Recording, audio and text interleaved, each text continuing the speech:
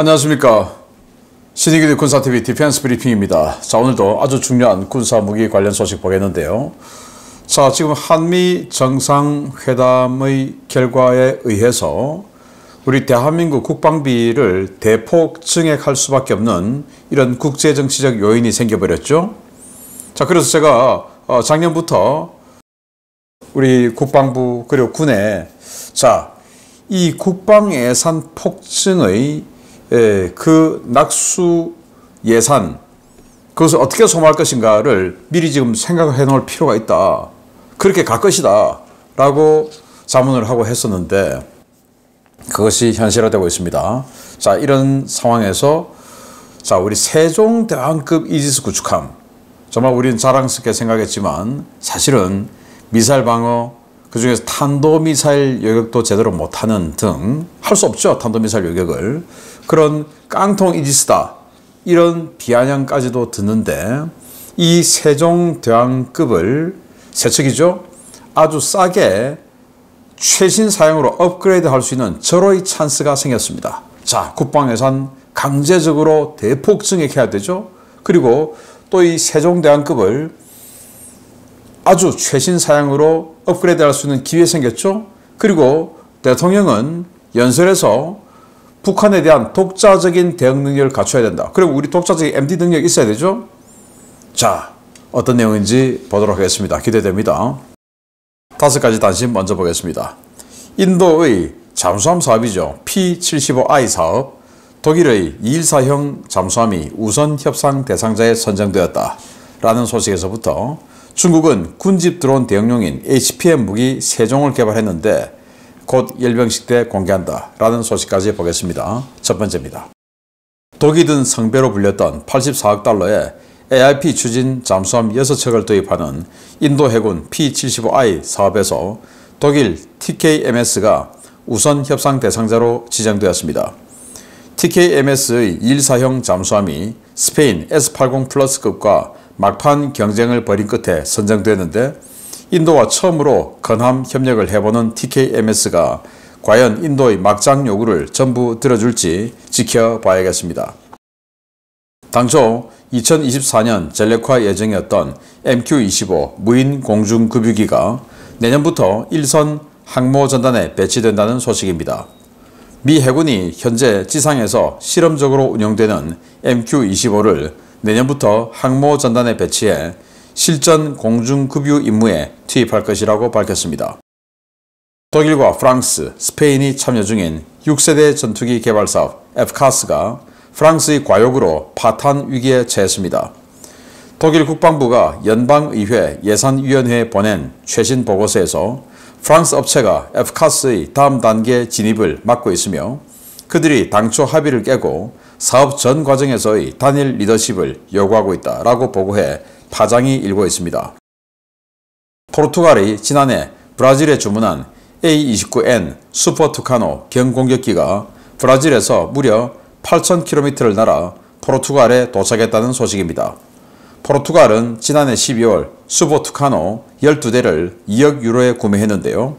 포르투갈은 이 공격기가 드론 위협 대처에 효과적일 것이라고 기대하고 있습니다. 미 육군이 군집 드론 대응 체계로 레오니다스 HPM 무기를 실전에 배치한 것에 대응해 중국도 유사 무기를 개발해 실전 배치를 준비하고 있다는 소식입니다. 중국이 최소 3종의 HPM 무기를 개발해 오는 9월 3일 전승절 열병식에서 공개한다고 밝혔습니다. 네, 214급 잠수함이죠. 우리 한국도 9척 가지고 있는 214급 잠수함. 요거 6척을 인도가 도입하게 될 것 같습니다. 인도의 P-75I 사업, 그러니까 재래식 잠수함, AIP 재래식 잠수함 6척 도입 사업인데 84억 달러, 그러니까 10조 원이 훌쩍 넘는 이런 가격, 꽤 괜찮아서 처음에 우리 한국도 이 업체들이 여기에 경쟁을 했었어요. 그러다가 중간에 스스로 드롭했습니다. 떨어진 게 아니고 드롭했습니다. 왜냐? 인도 이 방산협력 아시지 않습니까? 전부 부품을 인도 생산하게끔 해달라. 그리고 부품 생산도 인도에서 생산하고, 그리고 조립도 인도에서 하는데 부품부터 시작해서 품질 보증은 니들이 다 해라. 그것도 30년 동안 다 해라.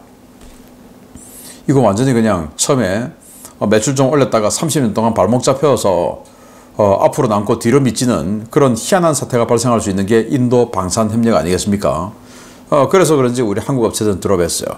남은 게 독일의 티센크로프 마린 시스템스, 스페인의 나반티아, S80 플러스. S80 플러스 워낙 안 팔리니까 이제 끝까지 경쟁을 한 것 같은데, 그런데 독일이 당첨되었습니다. 우선 협상 대상자로 지정이 됐는데, 자, 지금부터 이제 협상을 하겠죠. 그러나 협상하다가 독일이 열받아서 과거 라팔이 그랬던 것처럼 나 안 해 하고 때려칠 수도 있는데, 아무튼 네, 독일이 처음으로 인도와 이런 사업을 하게 되는데 얼마나 인내심을 가질지 기대가 됩니다. 자, 이겁니다. MQ-25 공중급유기예요. 지금 미 해군 항공모함에 공중급유기가 제대로 된 게 없습니다. 그래서 그냥 수포원의 전투기에 보조 연료탱크 600갤런짜리 5개를 주렁주렁 달고 그게 떠서 공중급유를 해줍니다. 공중급유기가 반드시 떠 있어야 되는 게 미 해군 항모예요. 왜냐? 이제 전투기가 작전을 다 마치고 임무를 다 마치고 귀환을 합니다. 그러면 당연히 임무를 다 마치고 귀환할 때쯤에는 또 이 착함할 때 사고가 나지 않게 하기 위해서 연료통을 거의 다 비우고 착함을 하죠. 그런데 착함하다가 제대로 못 걸었어요. 뒤에 후크를 제대로 못 걸었어요. 그러면 즉시 이제 이 항모 전투기들은 착함할 때 이 풀 스로틀 땡기고 그냥 꽉 해서 착함합니다. 왜? 못 걸었을 때는 바로 이륙을 하기 위해서 최대한 우리 차로 치면 승용차로 치면 악셀레이터 끝까지 밟고 착함을 합니다.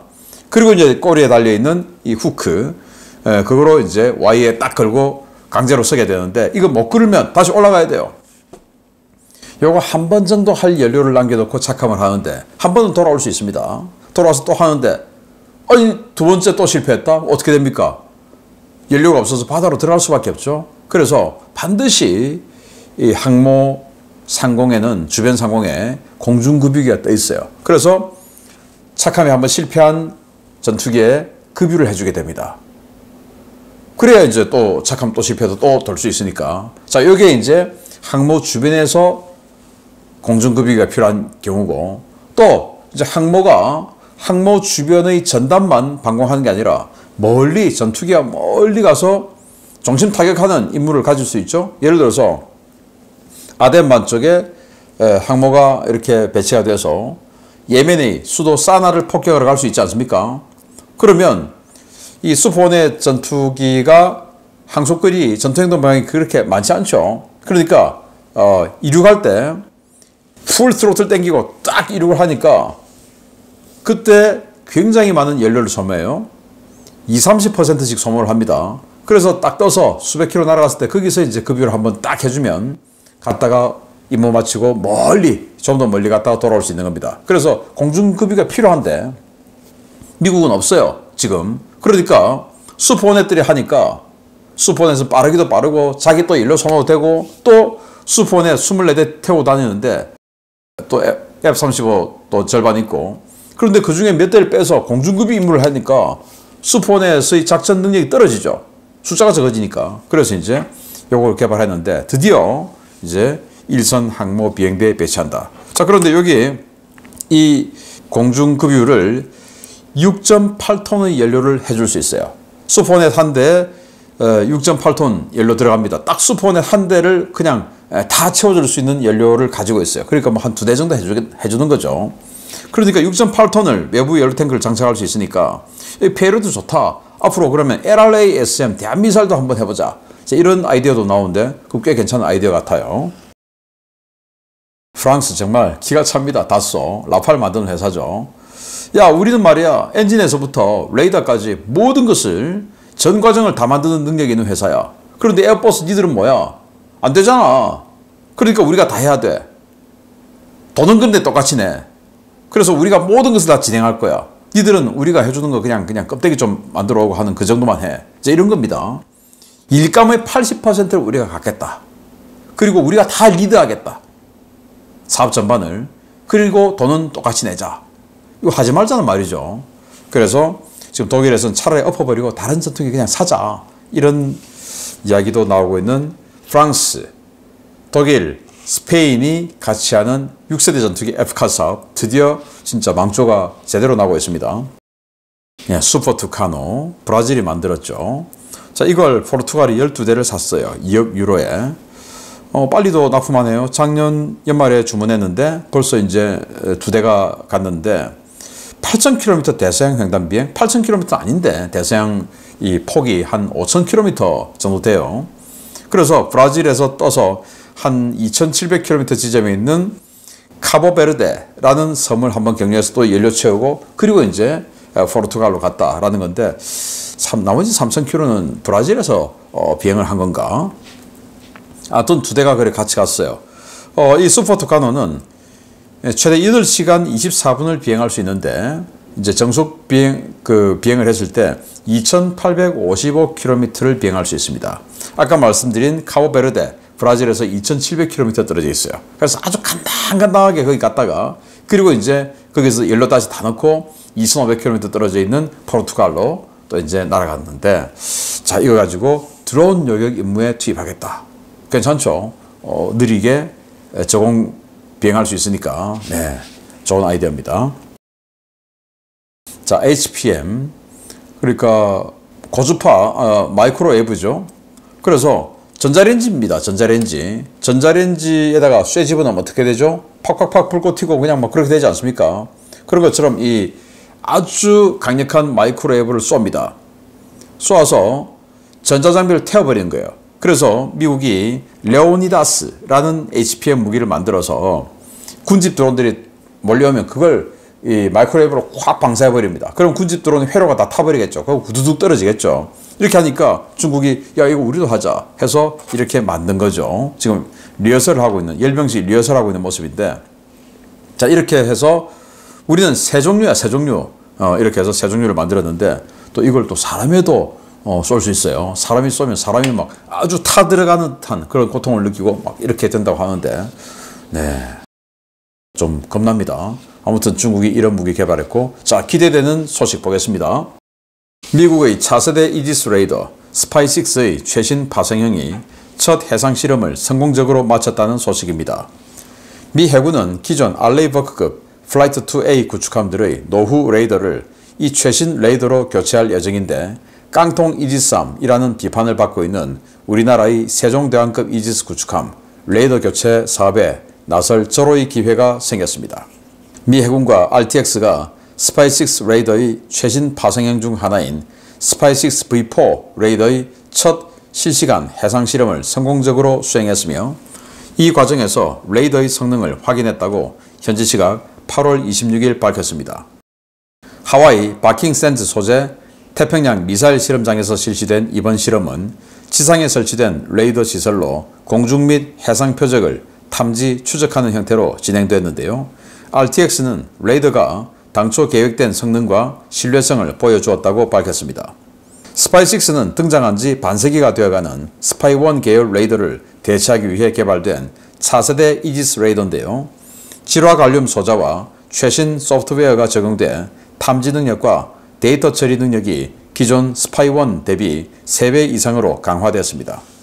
당초 스파이6는 스파이1D 레이더보다 전력 소모가 크게 늘고 이에 따라 냉각 시스템도 500톤 이상 증가하는 등 훨씬 대형화됐는데요.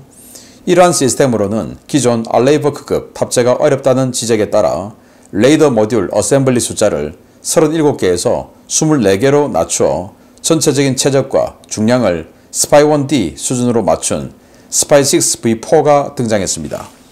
아직 전력화되지 않은 스파이6 V4의 성능은 공개되지 않았지만 이에 앞서 제럴드 포드급에 장착된 스파이6 V3는 단 9개의 레이더 모듈 어셈블리만으로도 스파이1D를 능가하는 성능을 구현했는데요. 24개의 RMA를 갖는 스파이6 V4는 이보다 훨씬 우수한 성능을 내는 것으로 전해졌습니다. 미국은 신형 전투함 건함 일정이 늦어져 발생한 전력 공백을 메우기 위해 46척이 배치된 플라이트 2A 구축함의 스파이1D 레이더를 순차적으로 스파이6 V4로 대체한다는 방침인데요. 곧 시작될 미 해군 이지스 구축함 개량 사업에 제때 참여한다면 우리 해군 세종대왕급도 합리적인 가격으로 환골 탈태가 가능할 것으로 기대됩니다. 네, 정말 기대가 됩니다. 세종대왕급, 제가 정말 오래전부터 세종대왕급의 레이더 업그레이드 해서 SM3, SM6 이런 거 운영할 수 있도록 해줘야 된다 라고 주장했는데, 그거 레이더를 그냥 뭐 완전 구형으로 그냥 그대로 유지하고 있는 바람에 SM2밖에 운영 못하죠. 이거 뭡니까 이게? 이지스 뭐 신의 방패라고 사서 1조 넘는 배를 사서 그냥 자기 방어나 잘하는 이런 거 살려고 한 겁니까? 아니죠. 우리나라 보호해야 되죠. 이 정도 전략 구축함 같으면. 자, 기회가 온 거예요. 스파이6 V4를 첫 실험 성공했다. 자, 지상 실험하는 모습인데요. 자, 일단 스파이6 V1 버전 1을 탑재한 최초의 전투함이 바로 이 잭 H 루카스 함입니다. 9,500톤이에요. 덩치가 커졌어요. 우리 세종대왕급이 기준 배수량 7,000톤 아닙니까? 그러니까 덩치가 훨씬 더 커진 거죠. 왜 커졌냐? 이 스파이6 레이더가 전력 소모량이 많다는 거예요. 그리고 레이더 덩치도 더 크다는 거예요. 그러니까 당연히 이 전력을 더 많이 생산할 필요가 있는 거죠. 그래서 덩치를 더 키워서 전력 생산을 많이 하게끔 해서 이 알레버크 프라이트 3는 전력 생산을 많이 해서 이렇게 스파이6를 탑재할 수 있게끔 만들었어요. 자, 여기에는 이 그림에 보시는 지금 여기 뭐 69 RMA, 37 RMA, 뭐 9 RMA 이렇게 보이지 않습니까? 이게 레이더 모듈 어셈블리. 그러니까 하나의 요거 하나가 9개 들어간다는 말이고 37개 들어간다는 말이고 69개 들어간다는 말입니다. 그래서 이 스파이6 스파이6인데 요게 알레이버크에는 이렇게 37개가 이 팔각형 안에 하나씩 들어가요. 요 37개 들어간 게 사면이죠. 사면 고정형이에요. 그런데 이제 프라이트 3는 덩치를 9,500톤으로 키웠지 않습니까? 그런데 이 37개를 우리 세종대왕급 또는 알레이버크 프라이트 2A 이런 데는 덩치가 커서 안 들어가요. 전력 소모량도 커서 안 돼요. 그래서 이걸 24개로 줄였다라는 겁니다. 24개로. 그러니까 딱 들어가게 됐다라는 겁니다. 자, 여기 레이더 모듈 어셈블리가 9개 있는 거 요거가 바로 제랄드 포드에 장착된 거예요. 제랄드 포드는 저거 9개를 한 면에 박아서 3면입니다. 3면. 사면이 아니고 사면 고정형은 90도를 보는 겁니다. 90도. 그래서 49, 36, 360도를 전방향 커버하죠. 3면 고정은 120도를 봅니다. 그래서 120 곱하기 3 해서 360도를 커버하게 되죠. 당연히 90도 보던 것을 120도로 보니까 탐지거리가 짧아지죠.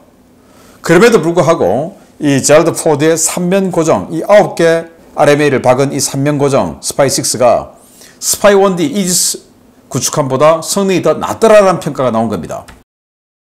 미국이 지금 차세대 호위함 만들죠. 컨스톨레이션급. 거기에도 이렇게 9개 들어간 거, 요 스파이6 9개 들어간 거 3면 고정입니다. 제랄드 포드가 똑같이 하는 거죠. 그게 지금 현재 있는 우리 세종대왕급이나 스파이 1D를 장착한 프라이트 2A 성능보다 낫더라는 겁니다. 그런데 9개짜리도 그것도 3면 고정도 많은데 24개짜리를 4면 고정을 하면 성능이 엄청나겠죠. 아까 그 잭 H 루카스가 스파이6 37개 모듈 장착해서 4면 고정했지 않습니까? 그랬더니 F-35를 330km, 스텔스인 F-35 전투기를 330km에서 탐지가 가능하더랍니다. 그리고 탄도미사일을 2000에서 3000km에서 탐지가 가능한 거예요. 스파이 1D, 우리 세종대왕은 1000km에서 탐지할 수 있죠. 이건 2000에서 3000, 엄청난 겁니다. 그래서 24개 하면 이를테면 F-35 같은 경우 뭐 한 200km 이상에서 탐지할 수 있고 탄도미사일도 2000km 이상에서 탐지할 수 있고 엄청난 능력을 가지게 되는 거죠. 자, 그래서 제가 여기서 주장하고 싶은 것은 지금 미국하고 우리하고 건함협력 하기로 했지 않습니까? 그러면 당연히 46척이나 되는 이 알레이버크 프라이트 2A 이거 업그레이드를 미국은 조선 능력이 안 돼서 할 수가 없어요. 그걸 우리 정부가 신뢰성을 좀 주어서 우리 신뢰할 수 있는 동맹이에요. 이렇게 러브콜을 계속해서 우리 조선소가 미국의 알레이버크 업그레이드를 할 수 있게끔 하는 겁니다. 그리고는 물량이 46층이나 되니까 가격이 당연히 다운될 수밖에 없죠. 그 레이더 가격이. 그러면 우리 세척의 세종대왕급, 세종대왕함, 율곡 2함, 서해 유성룡함, 세척도 얹어서 같이 하는 겁니다. 그러면 우리도 탄도미사일 방어 능력, 극초음속 미사일 방어 능력 가지게 되는 거죠. 지금은 극초음속 미사일, 탄도미사일 못해요. 이게 무슨 신의 방패입니까? 자, 국방비 왕창 올릴 수밖에 없는 구조가 되었어요. 그리고 우리가 미국과 근함 협력을 할 수 있는 상황이 되었어요. 여기다가 엎어서 우리 세종대왕 세척 업그레이드해서 탄도미사일, 극초음속 미사일 다 여겨갈 수 있는 진정한 신의 방패로 업그레이드하자라는 제안을 드립니다. 마치겠습니다. 감사합니다.